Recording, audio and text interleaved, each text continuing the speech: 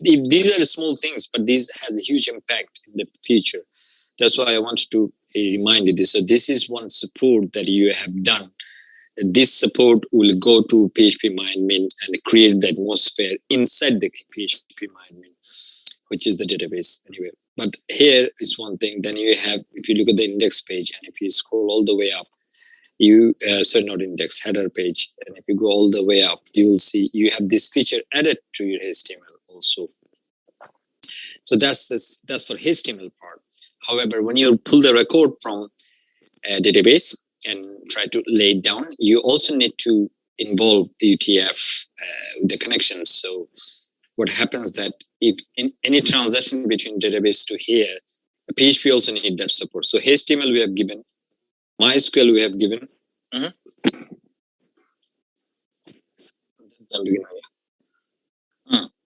You see this config file here. We'll be adding a special functionality called UTF, Universal Transformation of the Font, which is a special character set which allows you to almost add any source of symbols. You see symbols, $, pound signs, Greek characters, Chinese letters. We want to make it international, so that works no matter which country you're from. Different keyboards are registered properly, no broken characters and everything. But this is a huge task to take on. And this is a huge task. At the same time, things that we need to consider when we do this. Each programming languages have their own default character set that comes with when you install the server, and we do not know which one is that. But we don't have to rely on that. We have a beautiful thing called UTF setup. So the thing we did during the database, if you look at the PC globe.sql, where we are creating our table, you see I have highlighted something. Can you see that one? Character set UTF. Now you may wonder why this is just for your Mysql database. So when you're creating the table structure and putting the data, it will have the support of international characters. So that is only for Mysql. This is not for something else. For HTML, also you need it. For PHP, also you need it. You need 3 sets of them. So the database, we have done it, and it's fine, it's loaded. If you look at the HTML, if you look at the header file, which we have, at the top of the header file, you notice that we have done that as well for HTML. Can you see that? So it's also UTF. It's slightly different way written, but it is the same set. So our HTML, because it's loaded in a header, all the page will be able to recognize almost all characters in the world. So which is going to print very nicely no matter which country you are from. So that's one thing. But that is done. We also need something for PHP. So when PHP pulls the record from the database, we have to make sure that PHP also set this as UTF-8. So we're going to add that functionality here as well. Okay. Don't forget this, because this is you may not see immediate impact when you're doing from UK, but when you use a VPN, virtual private network, and if you try, often we use VPN to mimic different countries. You will see this kind of, then the server get delivers from different countries.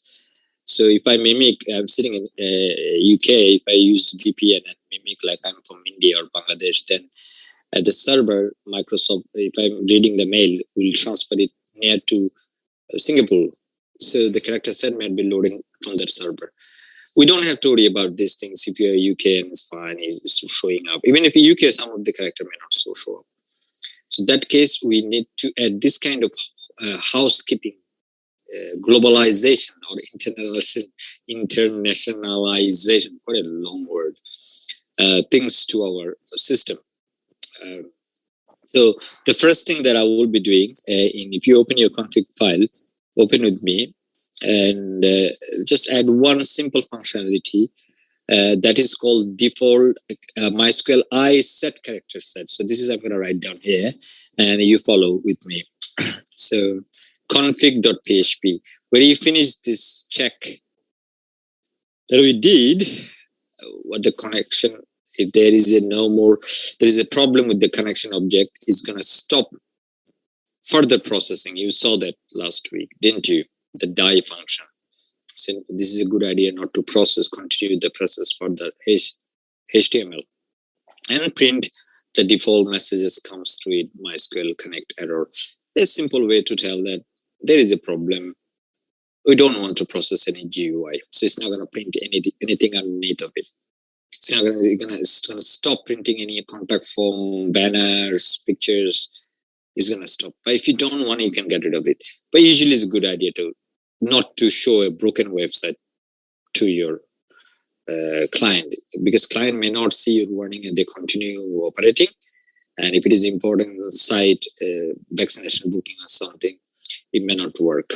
So it's a good idea either you show them or don't show them. Because here I could write site is under constructions, please come back. This and that. Or the site is scheduled for under construction till this 2 p.m. Sunday. Some messages you can put there and then it will work. Just underneath of this, where you write one more function called MySQL. It's also MySQL function. MySQL I function.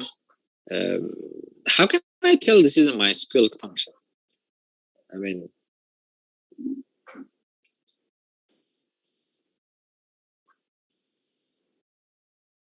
something is taking up some space. You can see my SQLi. That's correct. That's correct. All the MySQL functions are written that way with the MySQLi. We going to, for this set, we need two parameters. One is the connection object, which is we already have created. So there will be like the connection objects, and we need to say which character set we want. UTF-8. Now, the way they write UTF in the different languages, you can see here UTF is not written with a dash between. That is language specific. And if you look at the header file, here there is a dash. These are the slight difference based on the the languages. So there's a little dash here, a small letter here is not. Of course, I don't remember. Trust me, I just check. But I know this needed. That's all I need to know. Then I check YouTube. And for the database, let's have a look. Where is it? Database also no dash. So do add these functions here for me. I will definitely tell you what is this. I'm going to put some comment for you, so those missing later on they can see it. I'm going to say so just write it down, see if you can is it big enough for my screen to see? Just let me know. Yeah, it's fine. Yeah. Okay, so let me turn off this one. What I mean by in layman English is if you see something like, say, if you see some characters like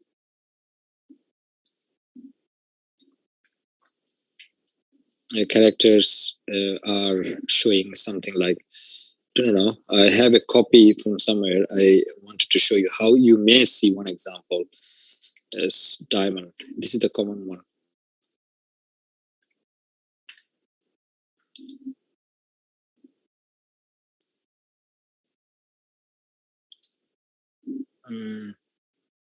With a question mark.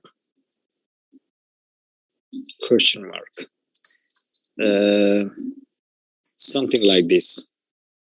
I don't know if you ever seen it. You've seen one? I have to copy one from Google. And then obviously, of course, then use this. Then use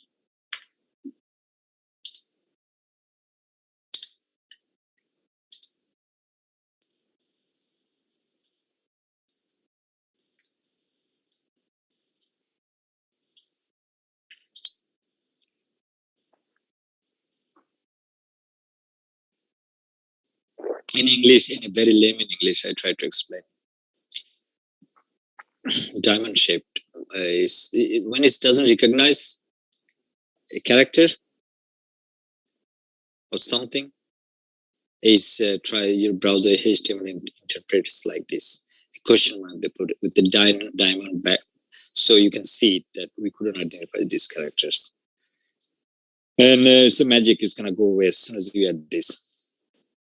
But this one is powerful because we are doing through Mysql I set character set. That means we're gonna pull the record from Mysql database, which already UTF. But then when on the way to transformation to PHP, this character might not be recognized. So we want to set.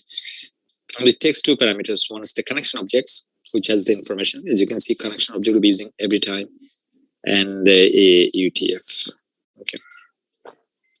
I'm gonna give this the comment so you can put it in your code in case, and the symbol, of course, so it might help you with the in case you wanna keep a copy of it. See if it is the case as you put it in a chat. Sorry, Subrata. You see the pcglobe.sql on there, like on the UTF. Did you add any dash on it? Where? Oh, the PC. No. No gap. No. Yeah, Mysql okay. seems like doesn't have a dash. Okay. Config also, the Mysql function doesn't have a dash, but the header has it. Header. The HTML, they do it with the dash.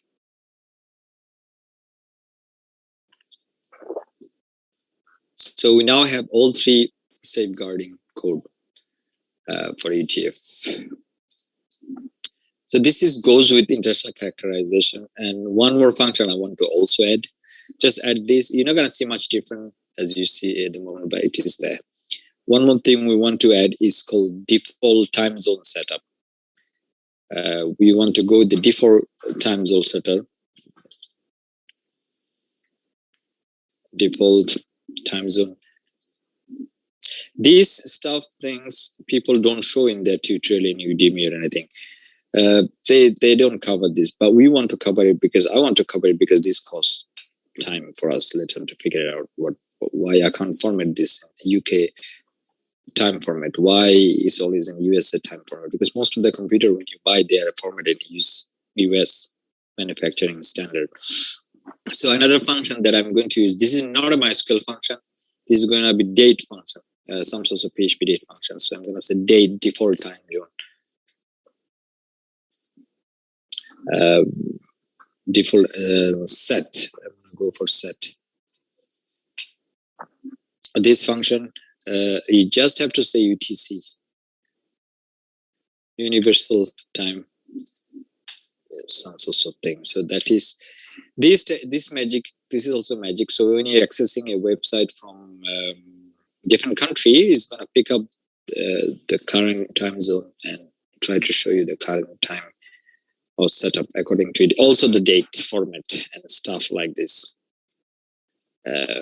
So yeah, so it will set up based on which country you're accessing. All those formats for time, date, time. Just add that into this next slide. We don't have to add it anywhere else. It's the config file that's we will add.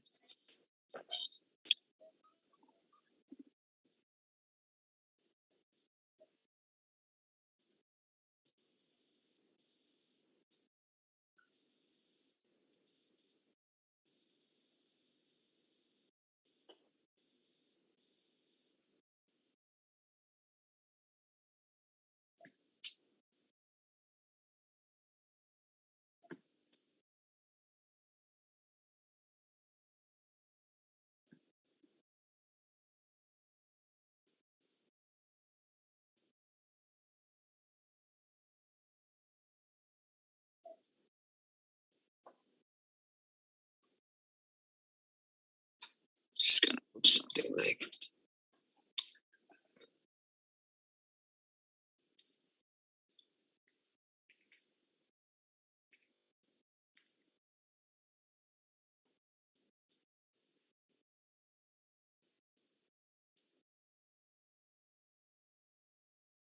just formatting it a little bit nicer.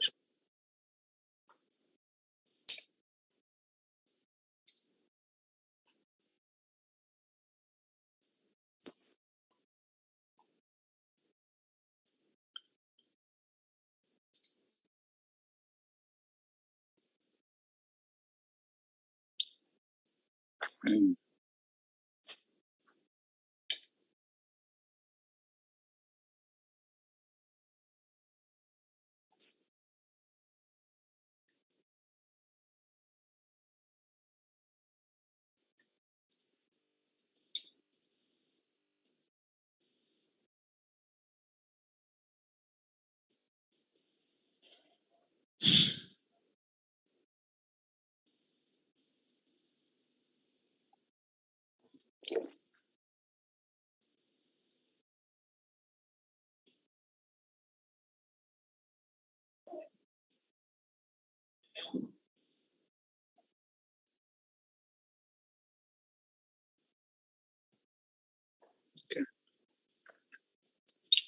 The third one we want to use called session variable.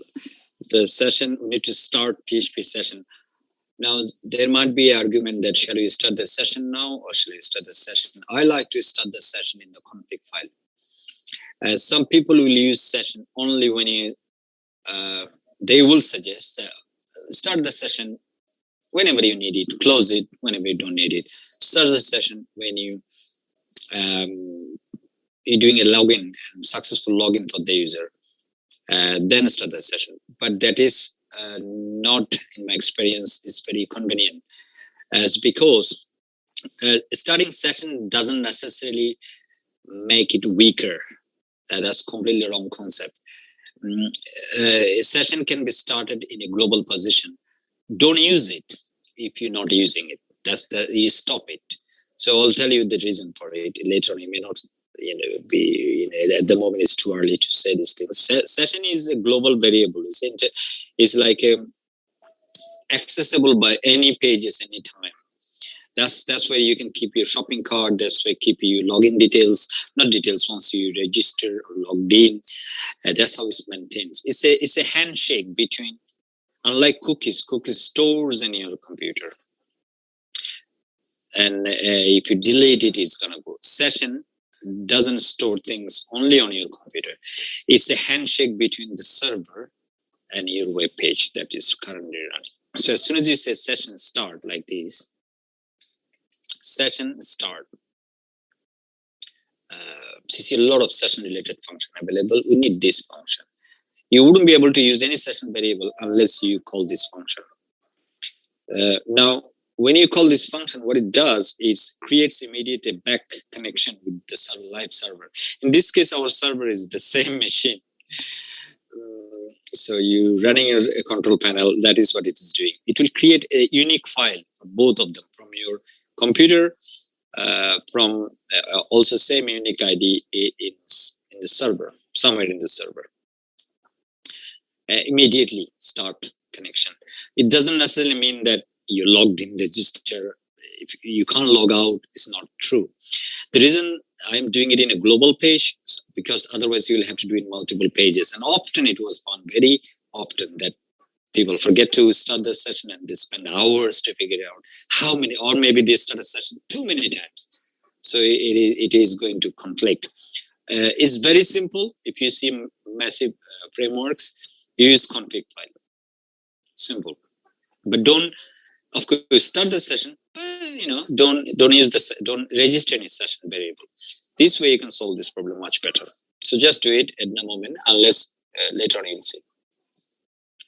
So you're going to trigger the session start, and of course, I'm just going to give a little bit of say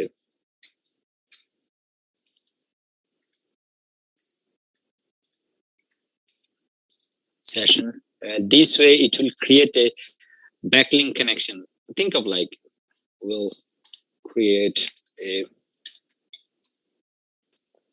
some sort of connection with server. Imagine that.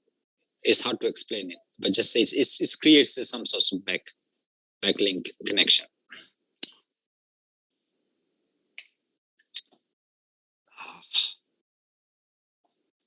Backlink connection with server immediately at this point. I'm going to explain it a little bit. I'll try to explain it in English, a little bit layman again. Term. here I'll say, what do I say? I say, okay, let me explain it a bit in normal way. We're going to say we now start a new session for this conversation. Session with session start function. V1 function. A session is some sort of way to store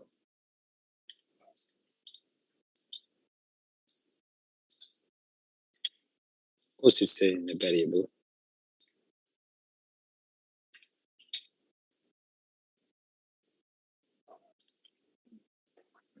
Information is archive is a variable, basically nothing but a variable to be used across multiple pages. This way, if you leave from one page to another page, I can use that session to track various data, especially the data that you just pulled from database. Very helpful. So you don't have to call every time you need something. You don't have to talk to database all the time. It's expensive talking to database. So in the first, let's say user logged in first successfully, then you pull some record related to them, and like their name, surname, email, this and that, and then you move them to the profile page. Using the session variable, you can show those information. So you don't have to in the profile page again connect and read from database. Multiple pages. So by default, the nature of it, by default, session variables will last. How long they last? Of course, last until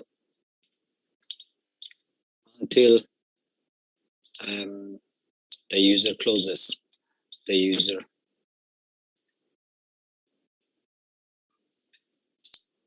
browser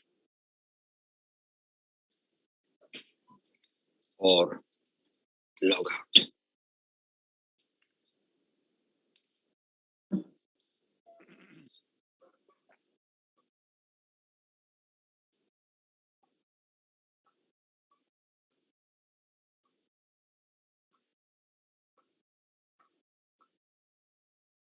So basically, these are the three things we have added. Those who came a bit later, missed anything. What you see on the screen is the one we added, 3 important functions.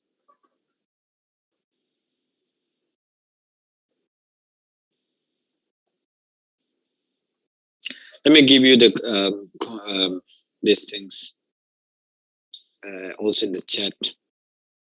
So if you also can have a copy of this, but I obviously when things goes bigger, I may not be able to always use the chat because they cut off. I'm just trying to avoid you typing. It's good.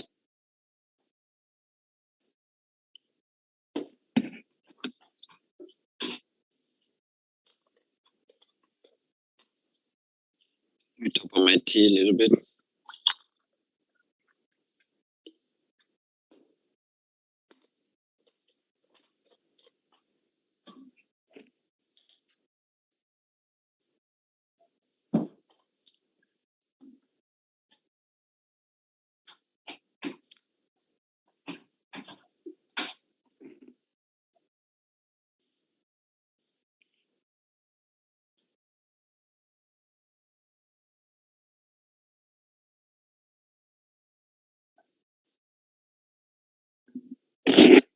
Let me know if you added this piece. Kash, are you back?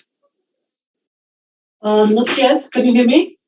Yeah, I can hear you. Take it in. Oh, okay, yes. I'm just opening computer, so I need to restart the server because at the moment I'm looking at the phone, and I should be in like 1 minute whenever the server starts. No problem. Just let me know so I can just send you the code in the chat so you can have a copy of it.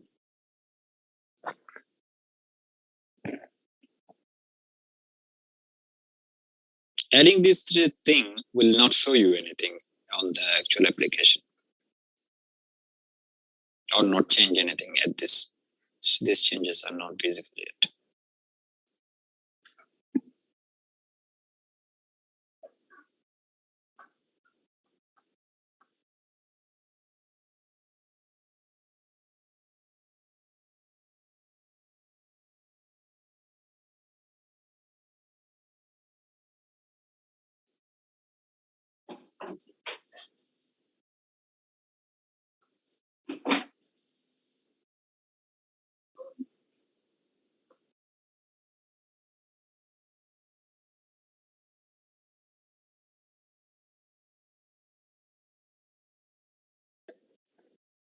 Oh, okay. I'm in with the computer.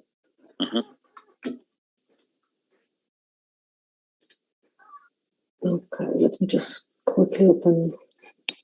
Send the code again with the comment in the chat. You should get it now. Let me know if anyone needs any help or is struggling up to here. Those who are using computer.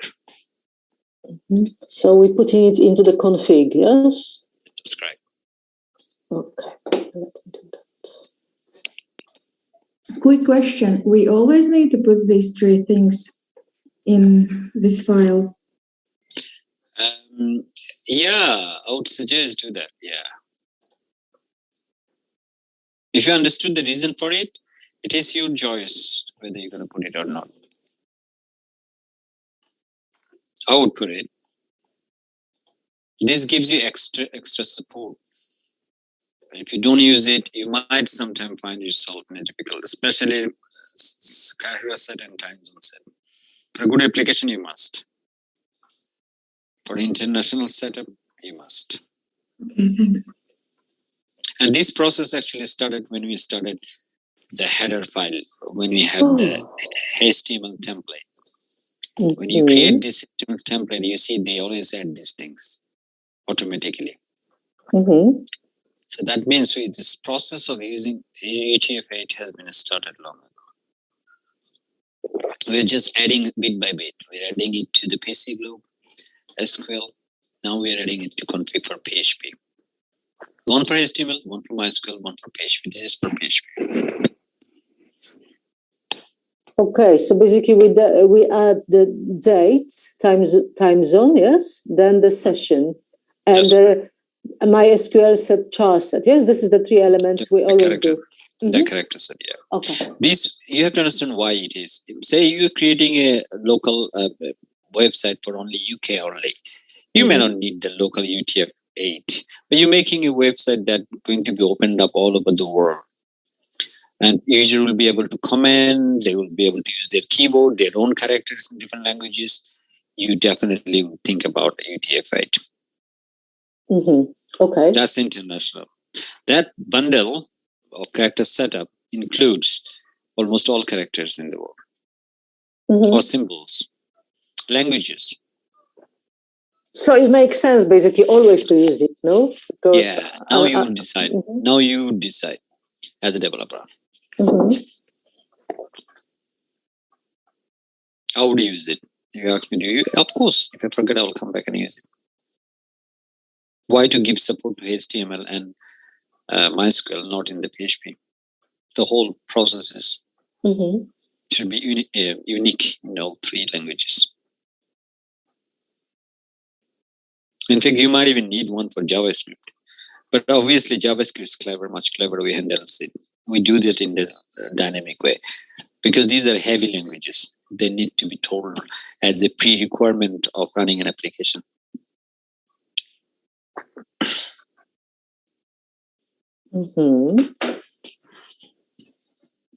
Besides this, there are other functions will come later on, not today, as you grow. just like you saw error reporting on the top as well. So we do these things here, like these are basic things. Two more functions I wanted to introduce you today. They are also very useful during the development and production level.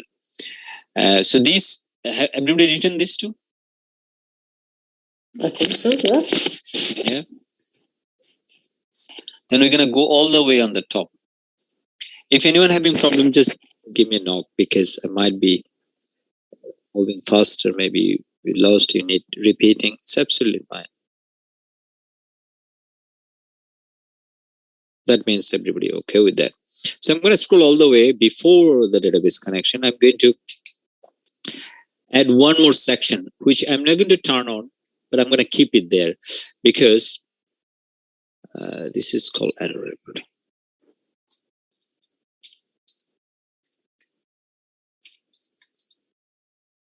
Now, you may not understand this right away, but don't worry.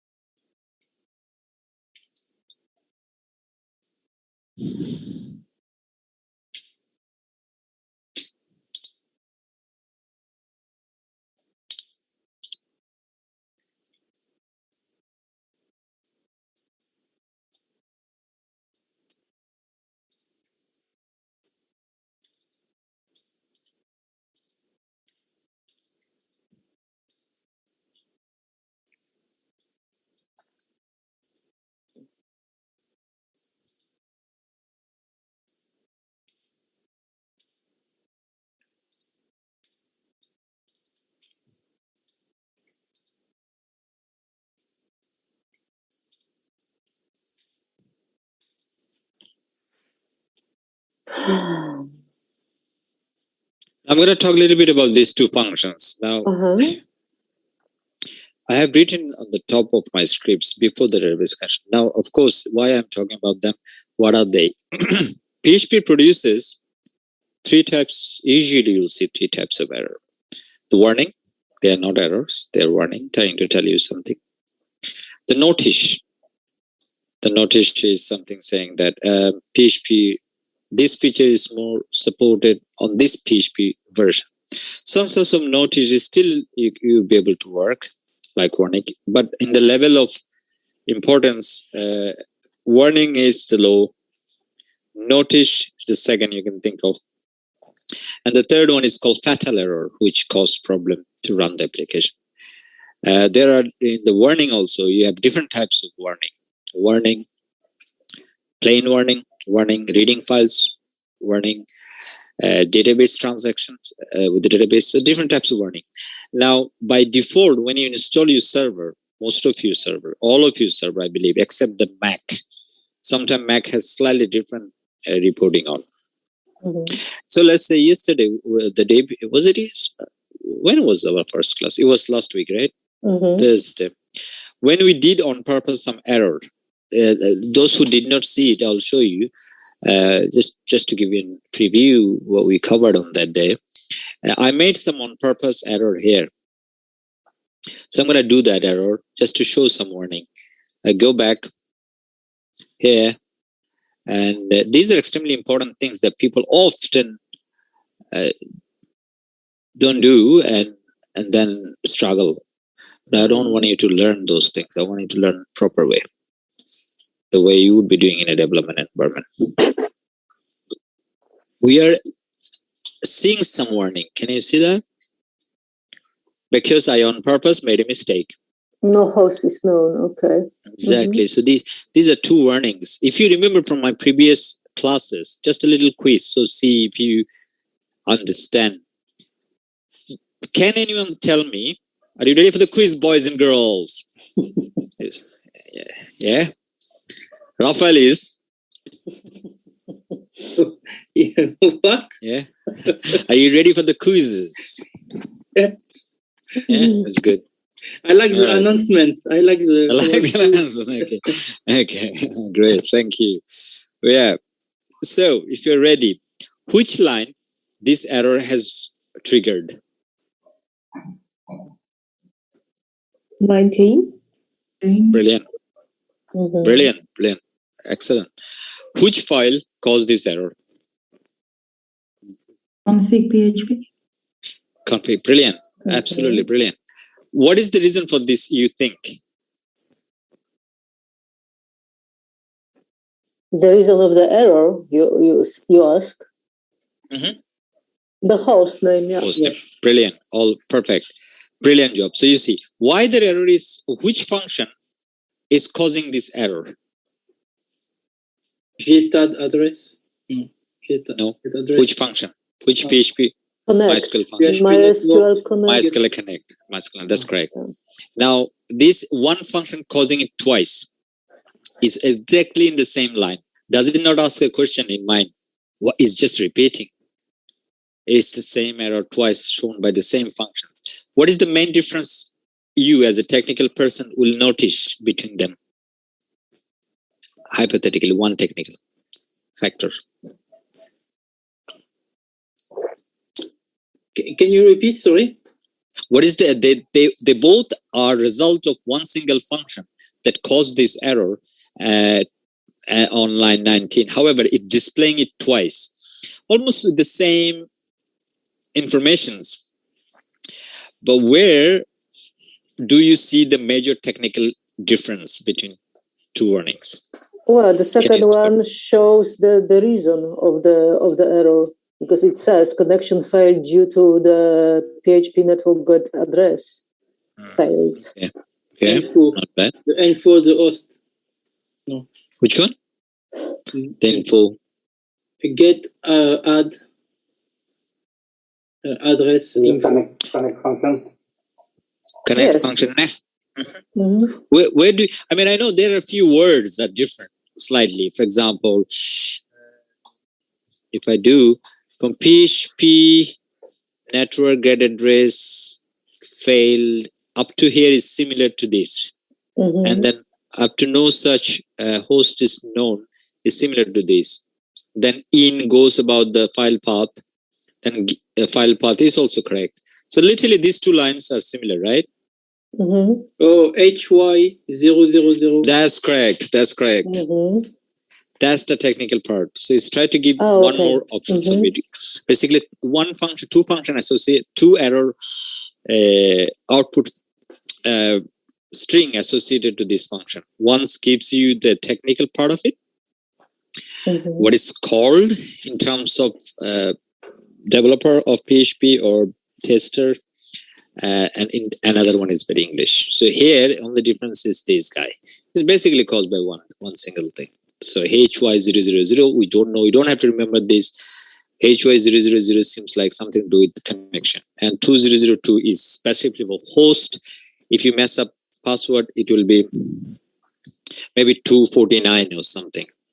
Only the second bit changes. So let's do one more, see if this changes. So it seems like this part, so it's a plan, the design by the developer of PHP, that this seems like something to do with connection. So let's do one more different error and see if the second bit changes. So this case, I'm going to do this. And I'm going to use this. Here, let's refresh it. I might see only one warning. Doesn't matter, but I will see somewhere a different number. So as you can see, it says, "Hey man, you are trying to do with this user using password no." Ooh. And as you can see, this is same, but this one is different. Different number, yeah. Different number. So that is to notice. Another thing is, if you keep it like this during the production, then a hacker can easily see you have no password, because you don't have password. Look, I haven't used any password, and it exposes that information here. And also, I'm using a default internationally known username called root. Maybe I accidentally used TTT 3 times. Now, how easy it will be to hack my database? Pretty easy. Just get rid of TTT, no password required, it says. Of course, this is the reason when we go. Now, this is dangerous, is it not? Yes. If this is happening, this is literally giving away information. But we are seeing warning. Can everybody see warning, including PCs and Mac? Those who are trying, if you do this error, check it. Okay, let's check. Make a little mistake in password or hostname and see if you're seeing the warning. If anyone of you not seeing this warning, do let me know. I don't know how many of you are trying. It's good to try. So we can tell whether you have a strict setup or not in your server. It happened with Mac, because Mac comes with their own Apache. Okay. And when you even install them, it keeps some of the old setup. That's why it's good to check with Mac. Okay, so how do I check it now? You make a mistake in the In code. the code, yeah. That way I did. You can see. You should be able to see. Everybody should be. Seeing is the good thing. Okay, you good. Okay. If you don't see, just scroll it up a little bit. I have different. I have fatal error. Oh. And you have fatal error for the same error, darling? I just changed username. And completely? No, little bit, yeah. Okay. And it says fatal error. What is saying?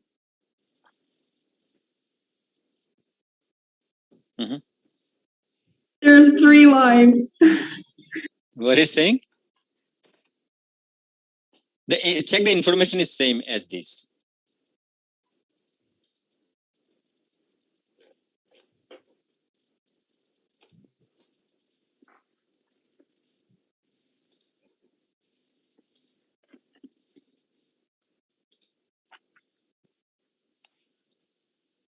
Brilliant. Let me check. Uncode Mysql SQL.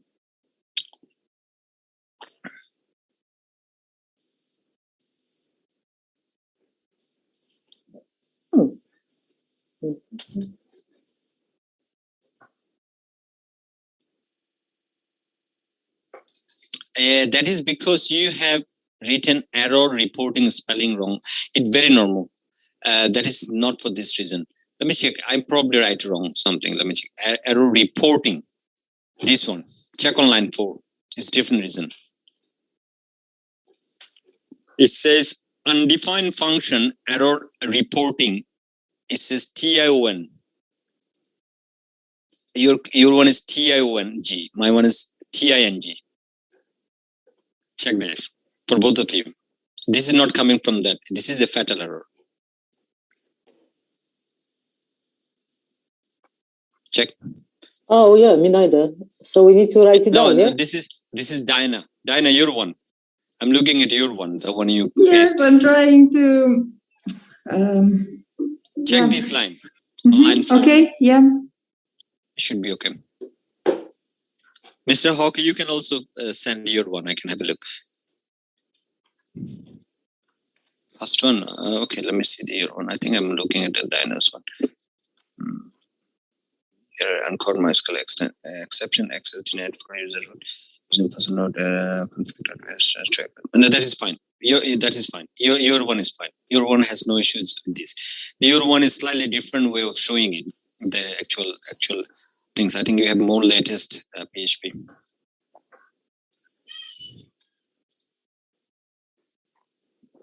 This is much more broader information. This is good. But even if you don't have fatal error, for those, don't worry. You still have the warning.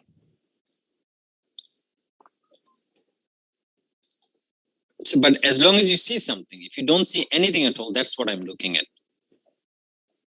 After making an error, if you don't see anything, any warning, that means by default, all the error are turned off,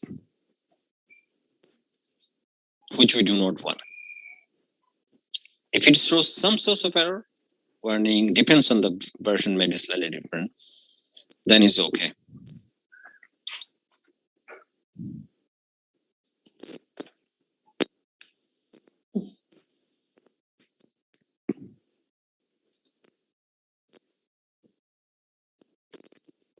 So if this is the case, everything is good. If you see the error after making a warning, that's good. And that reason is when you install XAMPP, it has, your INI file has something called error reporting turned on by default. That's why you see them all. But in case you don't see them, what to do? But you want to see them, because by seeing them, you can fix them.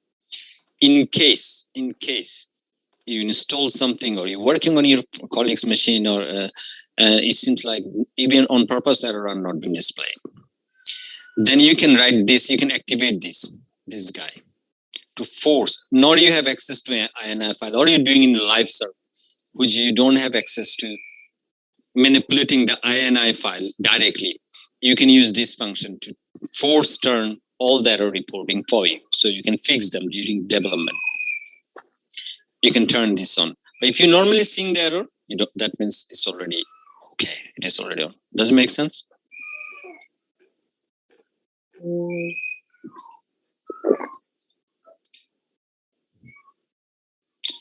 At this current situation, because all of you, the warning is, or fatal is showing, you don't have to turn on this. It is on. Am I not sharing? Is it the same case? I think I'm sharing. No, I can see it. I think I'm sharing. Shall I stop and share again? No, he's sharing. What happened? Internet a little bit. I can't open the file. It tells me the object is not found. I don't understand why.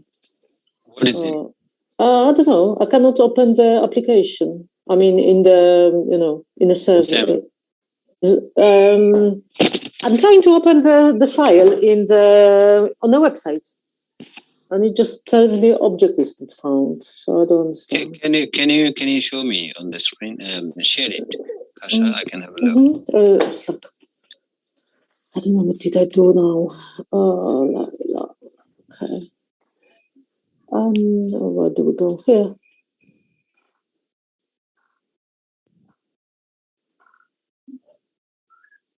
Check your server. Did you turn on the server? Yes, I did. Yeah. Okay. And I restarted because the whole computer went to restart. Come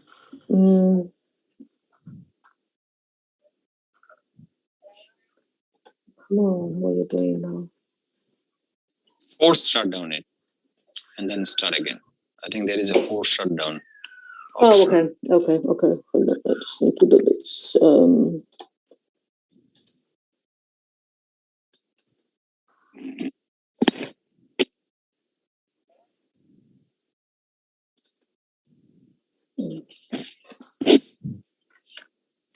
Take your time, Lawrence.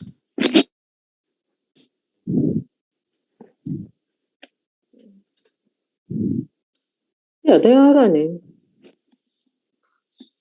I'm not sure the server. They both are running, right? Click. Yeah. There we go. Click. Go to welcome tab. There is a tab on welcome, and click on open application folder button. This one. Okay, so that's okay. Okay, now go back to control again. Let me see another one. Just close this one. Yeah, close this one. This is running. Okay. And then says go to application button.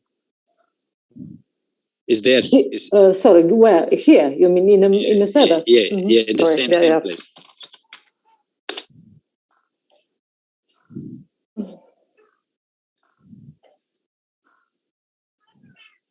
Go to application button. Click on that. Oh, why is it? Okay, ghost.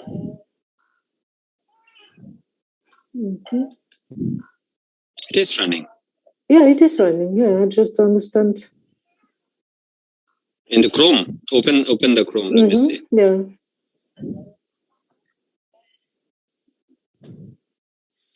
what is saying localhost. Just type localhost, see what happens.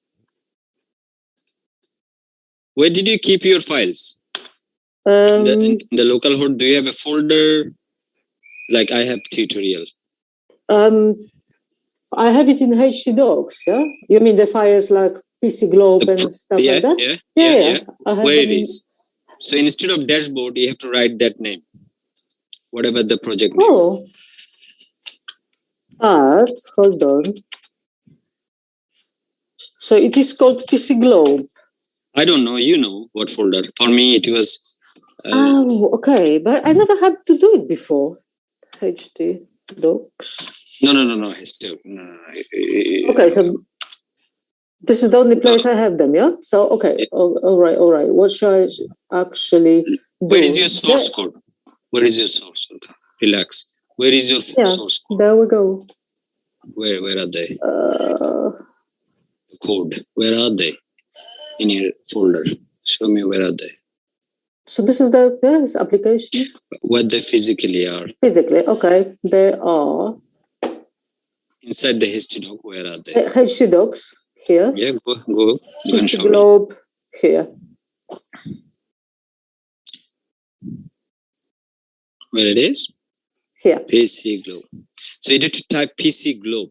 Localhost / PC Globe. Okay. Version 1.2. That's your project. That's your website. You need to type that in your URL. So. Okay, hold on. I'm trying to copy it. Mm-hmm. Right. I just, you know what? I just don't understand this because normally what I was doing all the time was copy path and put it into it, and it was. You have to understand the concept, so you'll understand. Not application path. No. Don't copy paste the entire path. Just say PC _ globe. Mm-hmm. That's the project name. That's all you have to do. Globe. PC _ globe. Mm-hmm. I think you have something. Not that one. Still, you have another one called 1.2. See the folder name. Yeah. What is the folder name? 1.2 or something. Version 1.2. Okay.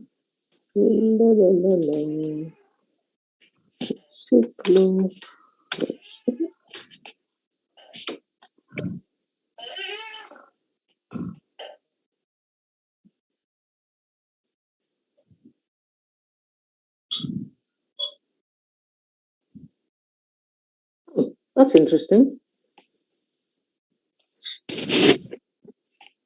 You never able to run it since other day? Okay, no worries. Go back to your code. It is running. Go back to your code now. Okay. Okay, so I did the error. So I might get rid of that, yeah? Okay. Get rid of that, yeah. Okay. All right. Oh, okay. So error basically showed me that I'm denied access, yes? Mm-hmm. It didn't show like any fatal warning or nothing like that. No. This depends on the INI support. As long as you see wording and fatal, it's fine. Okay. All right. Thank you. In your code, do me a favor. Turn off error reporting function. Mm-hmm. Open your code again. Yeah.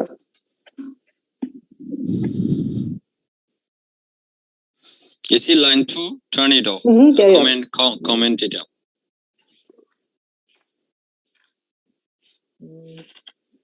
Okay.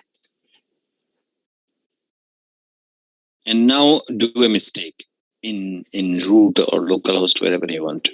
Okay. Now refresh your website, see if it gives us that. Yeah, access denied again. Mm-hmm. So that's fine. So by default, it is how we expected. By default, your server also set up to trigger any warning, errors, and everything. Okay. Mm-hmm. But you see slightly different than other. But it's okay. It's telling to tell you. That's okay. All right. You're good to go. Thank you. No problem at all. Brilliant. Mm-hmm. Every time you type your localhost / PC _ globe and the name of the project. Okay. That's it. Do not copy paste the path. It's not going to work that way. But it was. But okay, I will like you No, say. it should not. It should not. Okay. It will never work. Maybe we were mistaken for some reason. It could happen. It could happen. Okay, so good. So let me share my screen with you guys. The importance of these things. No, not this one. Stop sharing. Share screen. So this code that you're about to see on my screen, I don't have to turn on the first function that you saw. None of you have to, because by default seems like all of your server is on. They will print all the warning. In case you happen to a place where you don't see any warning coming, even on purpose error or not showing error, it will be hard for you to debug it. So one of the tips could be you could turn on this function to enforce it. Please, whatever you have written in the by default setup, override it so you can turn it on. Because my one is already on, I don't have to. Does it make sense? So I'm going to just turn it off. Just turn it off. I'm going to just turn it off. That's it. But the second one,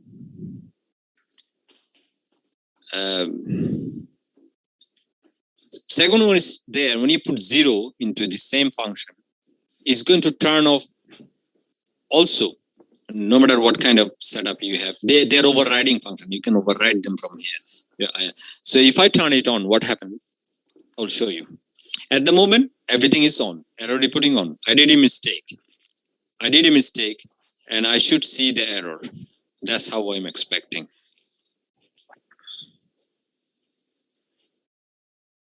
It will do now. It will do now, but I can turn it off.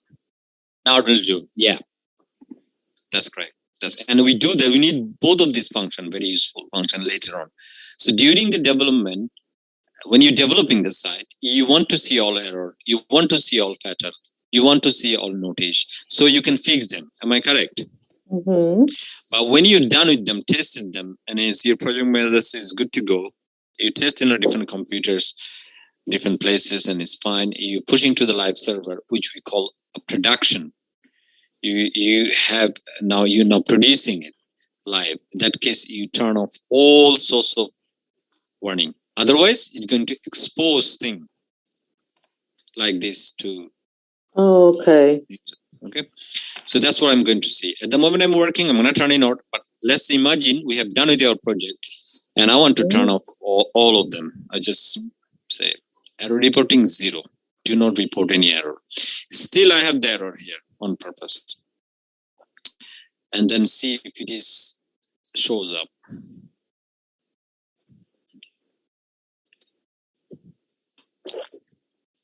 It is showing some information, but it's not showing.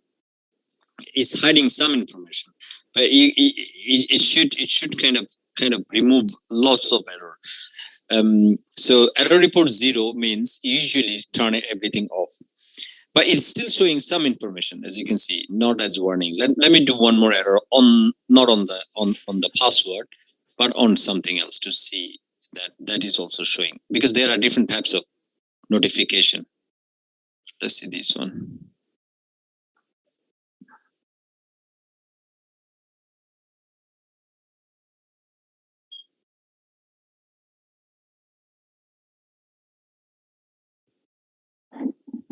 So this one is not showing anymore. The warning are gone. But of course, when I did on password, they're slightly different. It did show me still some sorts of error. But with these other things, I didn't. So let me do this one more time. See what it says. Showing partial information.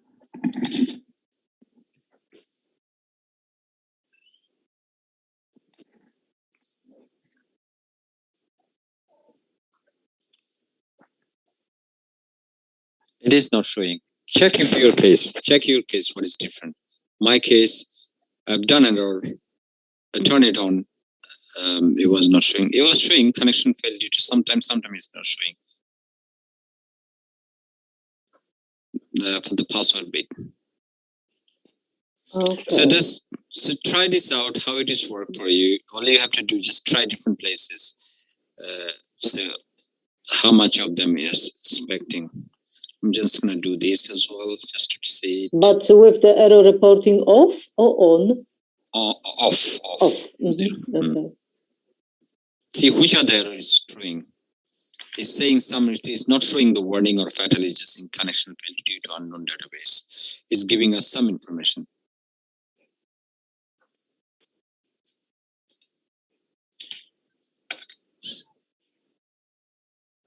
So turning off PHP. I'm just going to type something.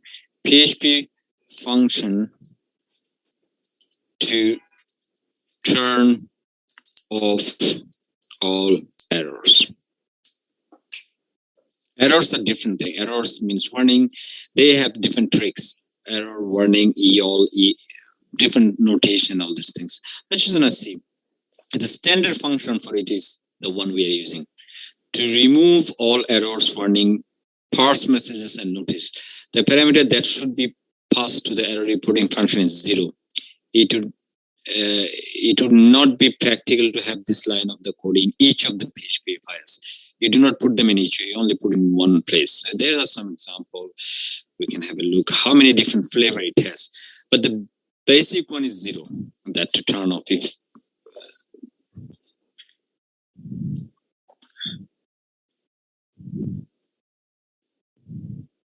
it will still try to show some errors, even if you do 0 version to version, but not as details as it is.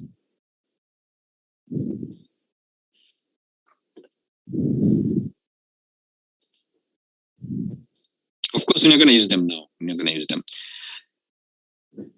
A hacker will still try to hack your config file to see more information, but there are other things we'll be doing it later. This is called hiding this config file from accessing outside world.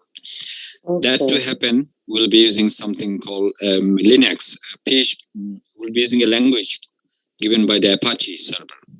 This cannot be done only with PHP. You need the server control to this. But that is something not done. We need to show this. So there are many ways you can turn reporting on and off. As you can see, this different techniques shows. But mostly, as you said, there are many of them. I'm going to show only these two. EOL and 0. This is it. EOL will show everything. 0 will not show nothing.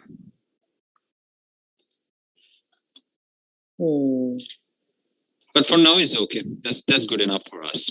Okay. So I'm just going to turn them off, bring my coding back, but I will keep them.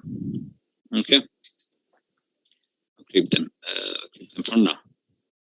We'll keep them from now, and I'm going to obviously bring the normal behavior back. So that's we have tested our server and we have added this string. Okay, that's good. Do you need a break? Coffee break, tea break before we start the second session? Vibrato. I noticed that if you take away the quotes around EOL, then you don't get the fatal error. Oh, did you? This? Yeah. So take away the quotes. Oh, you're right. It was my mistake. That's because this is basically a variable. This is a constant. But let me see. Yeah. You're right. That's the reason why I didn't kind of get. Okay. So it should be without it. She's right. It should not be with the double quotation because EOL and E notice this kind of capitalized characters. These are called constant. Inbuilt, they're like variable. You don't have to put double quotation. By accident, I put it. By mistake, I would say. About forgot. You do not have to use any of the quotations around them. The proper implementation, please do correct. Thank you. Is it Charlotte? Paula. Paula, thank you so much. Yes, this is a constant. Which is setup. This is the body of that constant. It shouldn't have. When you declare a constant, you put single quote or double quote. But when you use them, you don't put single quote, double quote. I mixed them up. When you use them, you do not put. When you first define them, you use this technique. But when you use them, you do not have to put single quote. They're built in. The whole feature is built in. So yeah, just update this. Brilliant. This is what I need. Brilliant. Thank you, Paula. So, guys, shall we go for a little break, or do you want to take break half past? Shall we create one more file and be break? How do you want? So let's create the file. Let's create the file. Okay, let's do this.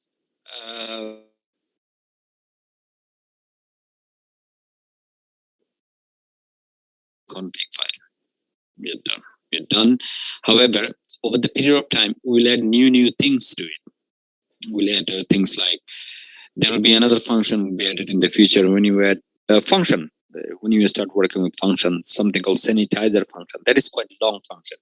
Will make no sense to you at the moment, so no point using it. So far, is it clear to everybody why are we using all of these different things?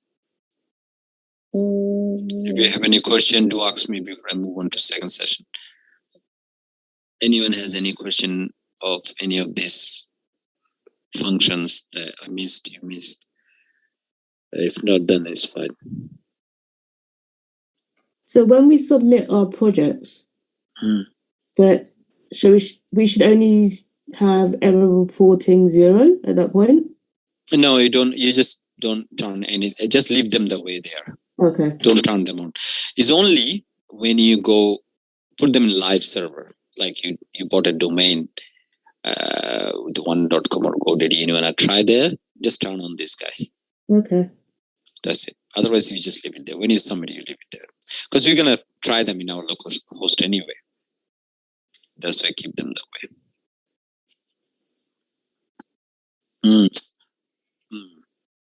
On the live server. Only on the live server. Do it only on the live server. Before you push into the server. Only do it.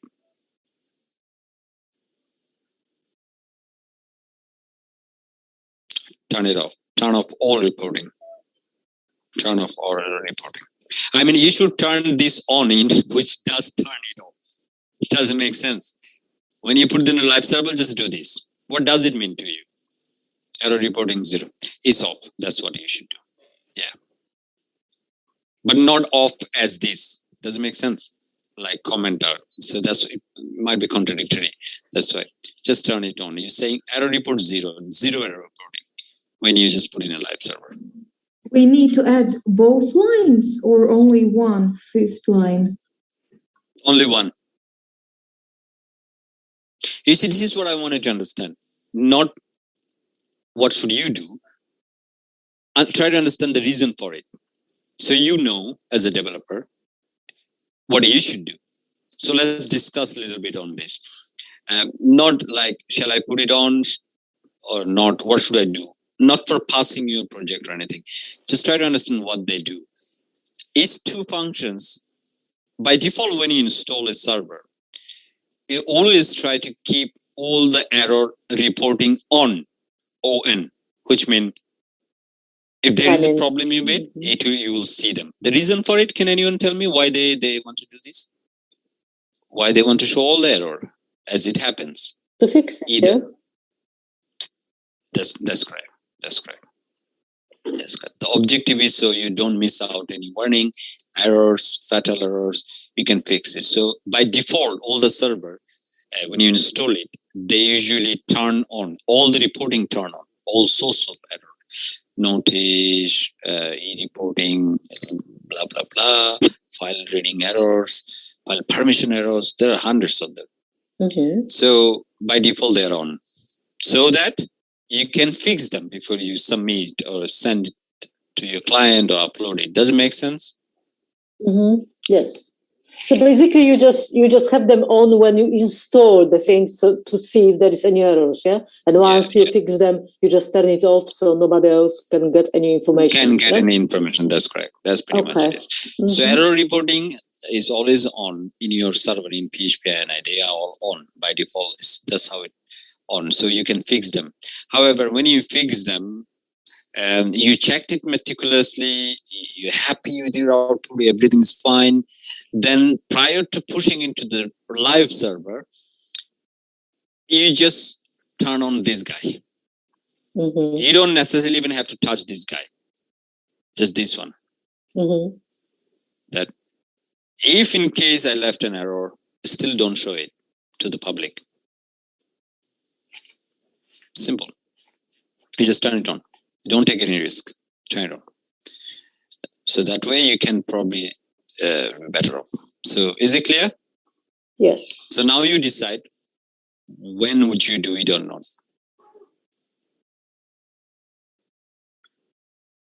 These are supportive functions. Of course, this is one scenario.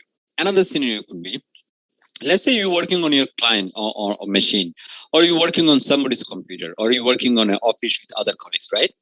And in their PHP INI file, which lives in a XAMPP folder, in the PHP folder, they changed it so no error reporting should be displayed when you're developing. And you don't have access to this INI file. They put a password, this and that. But you want to keep it on so you can see. Or this is usually happen on the live server. You see, when I'm on the live server, I cannot go to this folder where the PHP INI file lives. Do you guys know? I think I showed once. The most configuration file lives in here, in this folder, in your XAMPP.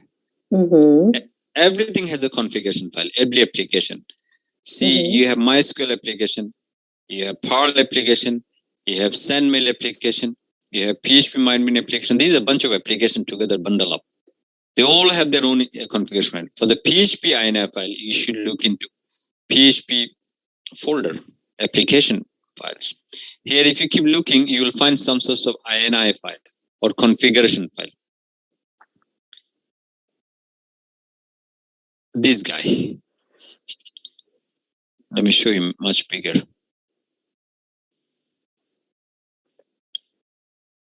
What is that? It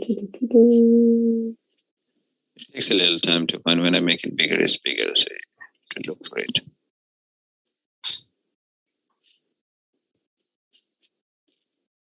Yeah, this is the one. INI. Initiation.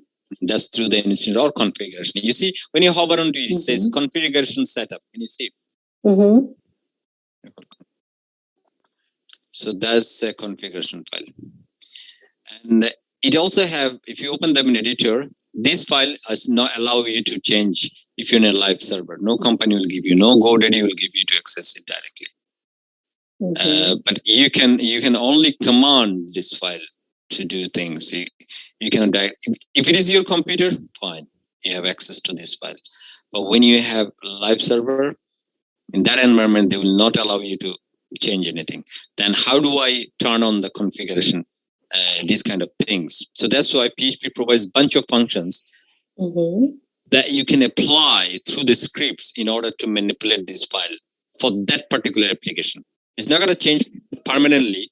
It's only for that application, dynamically on the fly. If I say find error reporting, let me see if I can find something here. You see, look, there are some values. Can you see the PHP? Guys, can you see this? Yes, all, yeah. Deprecated and strict. So they have a lot of other things like this, but they don't want you to, kind of manipulate this important file. So the way we do manipulate them using the function that given us by PHP. So for, let's say, for this particular application, it will turn on all the error reporting without changing the actual PHP INI file dynamically at that moment when you're accessing it. Okay, just remember those files. That's it. If you don't, just leave it there. If it doesn't make any sense right now, just say that it is a tools that you can use in the future. Okay, but the basic concept you understood. That's the important thing.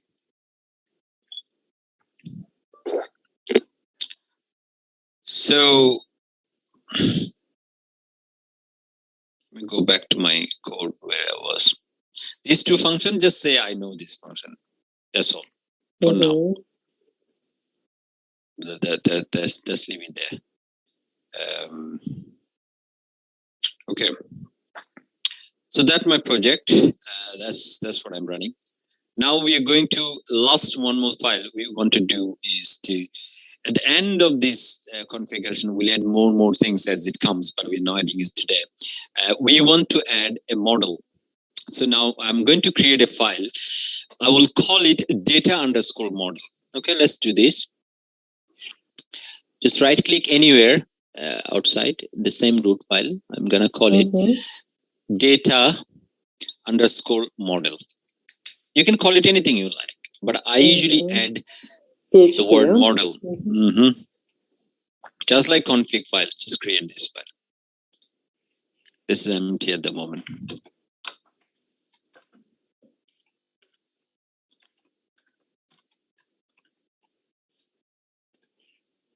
Okay.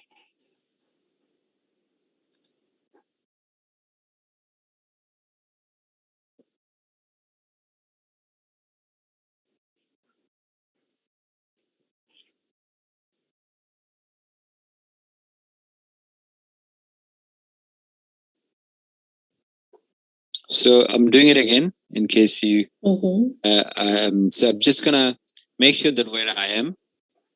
So I zoomed it so much so that I don't have any more space for myself here to show you guys clearly.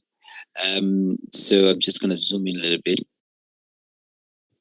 Data model, yeah, we can see it. Yeah, can you see this data model underscore model? This is the one single file will work as a concept called model. A model will hold all the function. You will see over the period of time. This function has no HTML, no JavaScript, no nothing. Pure Mysql and PHP. So just create this model.php. Can you get it? Just empty for now. Empty. Just leave it empty. Now I have this file where I will be writing functions. We will be writing very soon. I will go to back again config file and just at the bottom of, make sure this should be the last line of your configuration file. You say include one and load your model here.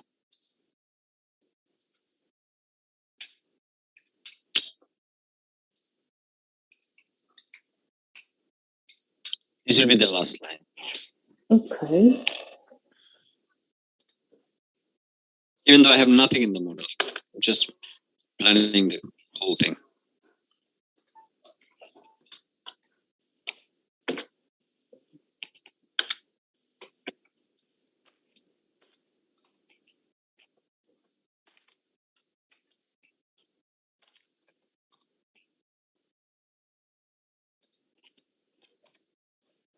Okay.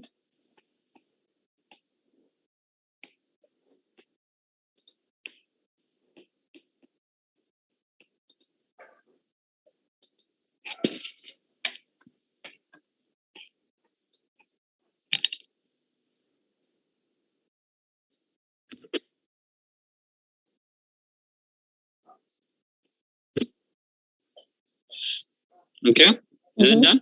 Yep. Everybody? Very good. Very good, very good, very good. Now, let me see my website, how does it look like? It's gonna be same. There's no much different. You wouldn't see any difference at all, and it is running. Now, our objective is something very clear. Our objective is here is the website. We'll try to do something. We have some featured product. Do you remember in our database we also have some featured product, don't we?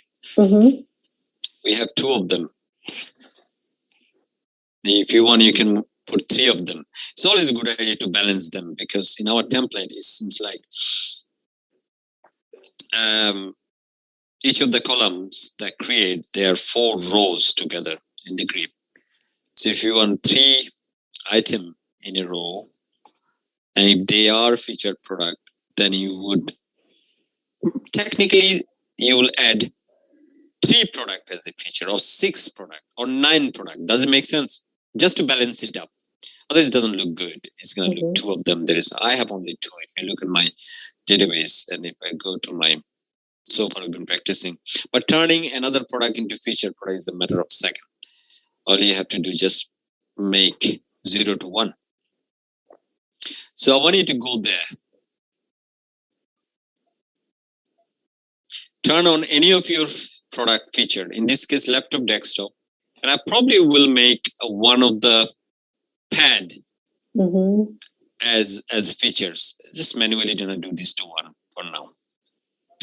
Just to balance up, I need 3 according to my template, or 6 or 9. So I'll just made iPad as a feature. Okay. 3 of them. You can do that with me.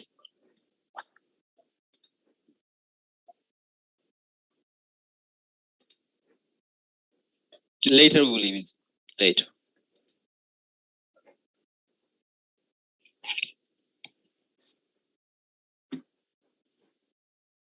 I'm going to show you the hard one, and then of course you'll do the easy one.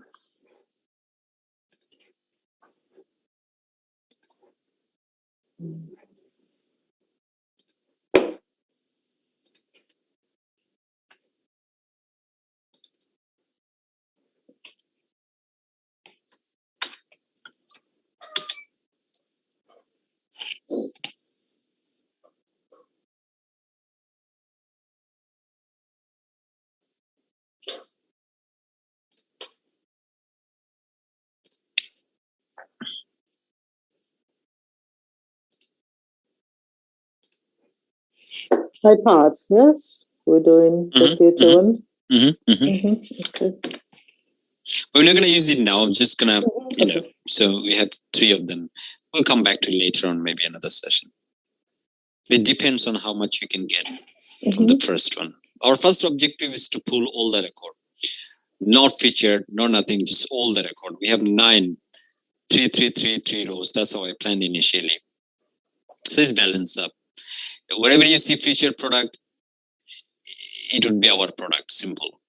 We don't want feature, we say product line, our products or something, whatever you like. This slogan can be changed. But before we do this, our objective is, instead of feature product, I'm going to call it just product.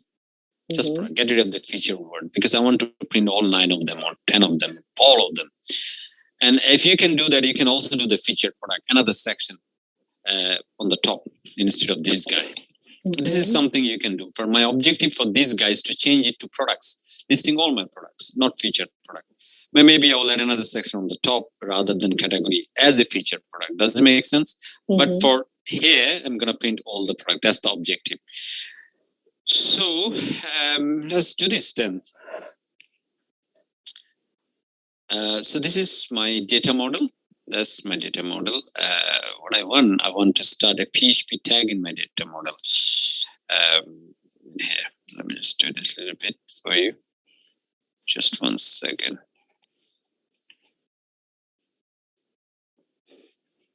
Let me know if you all have done that for me. I mean, up to here you are okay. What is saying?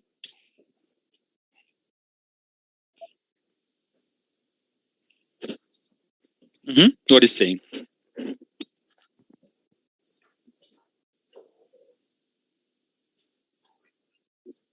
Do you want to show me? That's fine. Guys, it is important. If you have issues, to let me know.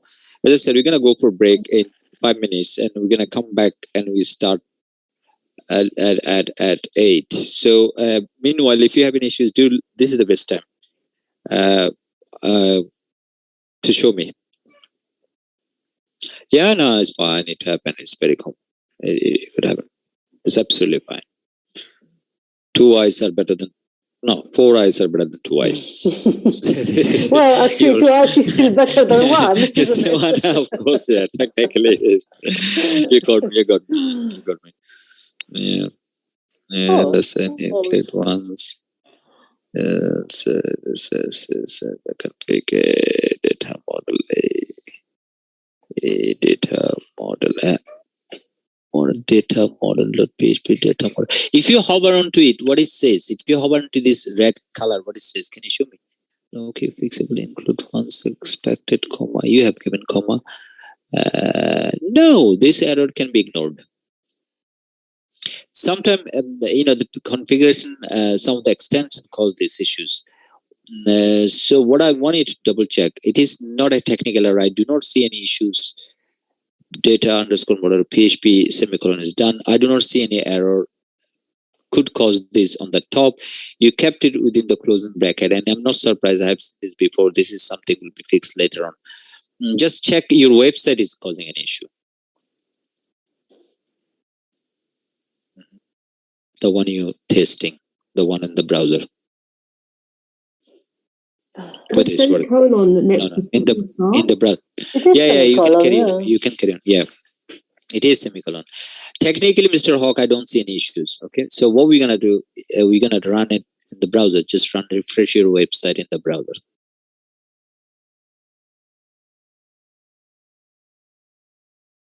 See if it shows an error.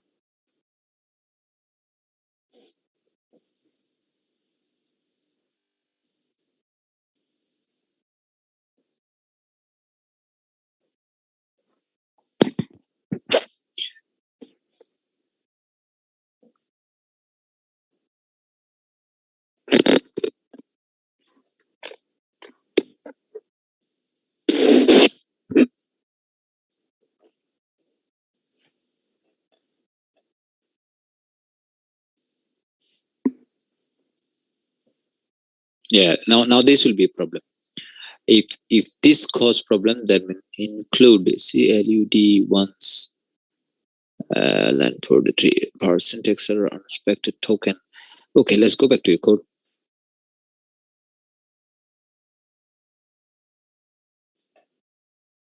Add a semicolon next to session start. Yeah, there is no semicolon. Oh yes, just previous line. The previous, it's caused by the previous. Well done, good spotting. Hola. She got very good eyes. Yeah. This shit. So you see, just stay there. I'm gonna show this information to others as well. It's gonna go. If you may, guys, you may see this kind of thing happen in Visual Studio where you don't see actually error happening. In this case, we had a semicolon. Error could happen in the previous step, not on the same file, the same line. Okay, so that's one option. Second thing, even though this is okay, everything you checked, but it shows a wiggly red line. It could be sometimes server and this the Visual Studio code configuration for PHP or some extension that you install to support PHP, which I don't think this is the case. That's what I was checking. Could cause this problem. So technically there is no error, but it shows a wiggly line. Okay, I have seen this before. To make sure that this is not actually error, all you have to do is refresh your website the way we detected it. I just want to make sure that this is not by one of those extensions that causing this wiggly line, even though you don't have error. So I asked Mr. Hawk, could you refresh your website? If it is the case, really, you will see that error on the page. Yeah, that's one tips to give you. But it's not, sir. I'm not surprised that sometimes everything is fine. You checked in your website working, still there is a wiggly line, red color line, and that is due to some of those very rare bugs in the extension. If you find across, do let me know. Immediately you uninstall those like PHP extension. That's all you do. But it's not going to cause any problem initially. Okay, so that's great. That's great. See, you learn things when you share your screens. It's always a good idea. Brilliant. All right, guys, we're going to go for a break. It's still a break. We're going to come back at 15.